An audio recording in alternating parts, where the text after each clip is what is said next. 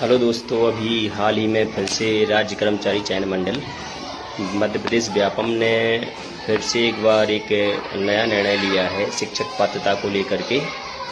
तो उसमें उन्होंने कहा है कि अब जो शिक्षक पात्रता परीक्षा है उसी के आधार पर आपका सिलेक्शन होगा, यानी कि अब चयन परीक्षा नहीं ली जाएगी अभ्यर्थियों की।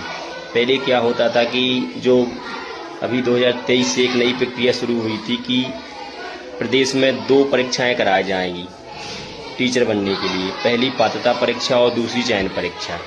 तो उसमें पहले आपको पात्रता परीक्षा क्वालिफाई करनी पड़ती थी, उसके बाद 150 नंबर की जो पात्रता परीक्षा होती थी वो क्वालिफाई करने के बाद 100 नंबर का एक चयन परीक्षा का पेपर होता था।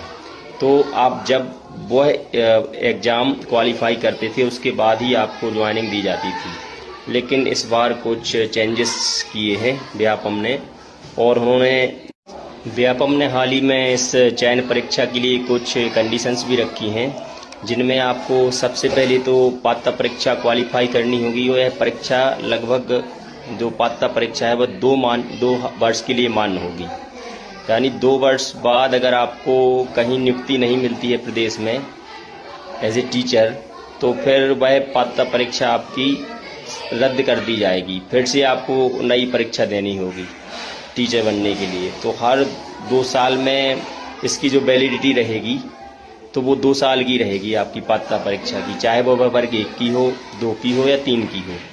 तो अब जो नया पैटर्न है उसमें स्पष्ट रूप से व्यापम ने बोला है कि आपको सिर्फ पात्रता परीक्षा के आधार पर ही नियुक्ति मिलेगी, क्योंकि होता क्या था कि डबल परीक्षाएं कराई जाती थी, उसमें जो हमारे अभ्यर्थी हैं मध्य प्रदेश के उसमें उनसे ज़्यादा फीस वसूली जाती थी। उन्हें 2 बार फीस देनी पड़ती थी, पहले पात्रता परीक्षा के फॉर्म में, उसके बाद चयन परीक्षा के फॉर्म में।